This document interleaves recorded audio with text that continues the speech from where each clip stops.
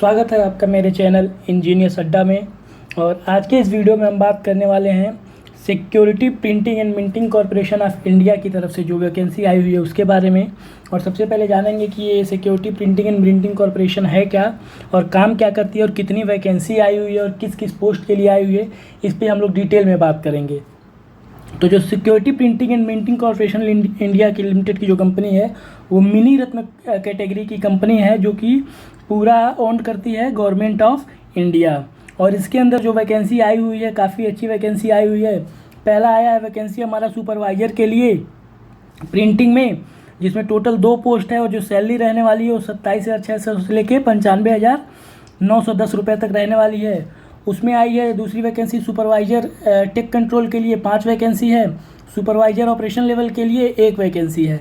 और जो salary level है तीनों का सेम रहने वाला है 27,600 से 95,910 रुपये तक।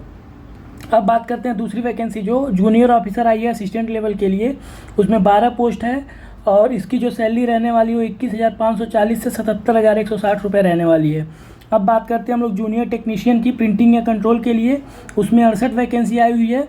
जूनियर टेक्नीशियन फीडर के लिए 3 वैकेंसी है, जूनियर टेक्नीशियन वेल्डर के लिए 1 वैकेंसी है और junior technician electronics and instrumentation के लिए 3 वैकेंसी है और फायरमैन के लिए 1 वैकेंसी है। और जो इसकी सैलरी रहने वाली है 18,780 से 67,390 रुपये रहने वाली है। यानी कि टोटल 96 वैकेंसी आई हुई है और काफ़ी अच्छी सैलरी है।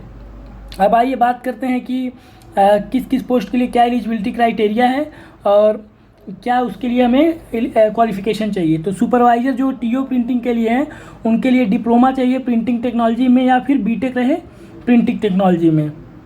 और जो अपर एज है वो 30 साल है और मिनिमम एज 18 साल है। अब बात करते हैं सुपरवाइजर टेक्निकल कंट्रोल के लिए, इनको भी डिप्लोमा चाहिए प्रिंटिंग में रहे या फिर मैकेनिकल इलेक्ट्रिकल या फिर electronics computer science information technology या फिर बीटेक रहे सेम स्ट्रीम में। अब बात करते हैं जूनियर टेक्नीशियन की, तो इनको फुल टाइम ITI का रिकॉग्नाइज यूनिवर्सिटी से सर्टिफिकेट चाहिए प्रिंटिंग में या फिर डिप्लोमा चाहिए प्रिंटिंग में, वो इस फॉर्म को भर सकते हैं। और जो एज है इसमें मिनिमम 18 साल और मैक्सिमम 25 साल रहने वाली है। अब बात करते हैं जूनियर टेक्नीशियन फीटर की, तो इसमें ITI का सर्टिफिकेट चाहिए फीटर ट्रेड से क्या, और उसके बाद से 18 से 25 साल मिनिमम और मैक्सिमम एज है।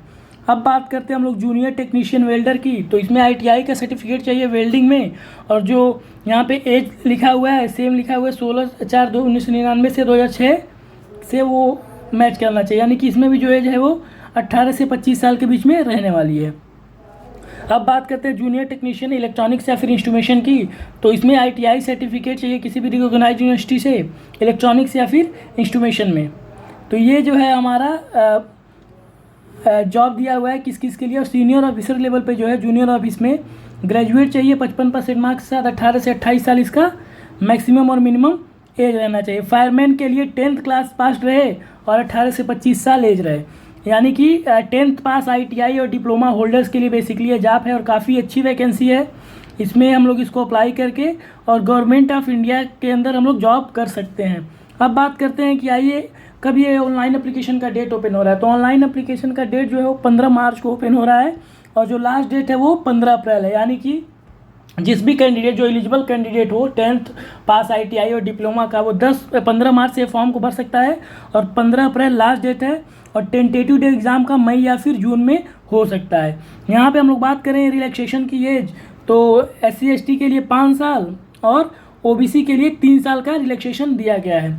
अब बात करते हैं हम लोग एग्जामिनेशन फ़ीस की, तो जो एग्जामिनेशन फ़ीस है वो जनरल और EWS और OBC कैटेगरी के लिए 600 रुपये रहने वाला है और 200 रुपये रहने वाला है SC ST कैटेगरी के लिए। अब यहाँ पे प्रोबेशन पीरियड दिया हुआ है कि मिनिमम 1 साल का प्रोबेशन पीरियड, यानी कि 1 साल कम से कम सेलेक्ट होने के बाद इस कंपनी में काम करना ही करना है। प्रोबेशन पीरियड है और जो मिनिमम कंपनी को सर्व करना है, जो बॉन्ड साइन कराएगी कंपनी 3 साल का बॉन्ड साइन करना पड़ेगा। यानी कि ज्वाइन करने के बाद कंपनी को 3 साल आपको सर्व करना है। अब बात करते हैं कि क्या सिलेक्शन प्रोसीजर रहने वाला है। तो जो सिलेक्शन प्रोसीजर है वो जो होगा आपका ऑब्जेक्टिव एग्जाम, जो एग्ज़ाम होगा वो ऑब्जेक्टिव टाइप का होगा, उसके बेसिस पे सिलेक्शन होगा। तो उसमें भी 2 पार्ट है हमारा, part A part B. Part A हमारा general awareness, English language skill, numerical aptitude और रीजनिंग एप्टीट्यूड रहेगा। इसमें टोटल 60 क्वेश्चन रहेंगे 60 मार्क के और 60 मिनट का टाइम मिलेगा। और दूसरा जो पार्ट है वो टेक्निकल सब्जेक्ट का रहेगा, 60 क्वेश्चन रहेंगे और 90 मार्क का रहेगा। यानी कि टोटल 120 क्वेश्चन है 150 मार्क्स के, और 120 मिनट मिलेंगे हमें इसको सॉल्व करने के लिए। तो काफ़ी अच्छी वैकेंसी आई हुई है डिप्लोमा ITI और 10th पास होल्डर्स के लिए। वो जाके इस फॉर्म को अप्लाई करें और सेंट्रल गवर्नमेंट के अंदर काम कर सकते हैं। ऐसी ही और वीडियो देखने के लिए चैनल को लाइक और सब्सक्राइब कीजिए। Thank you so much for watching, bye.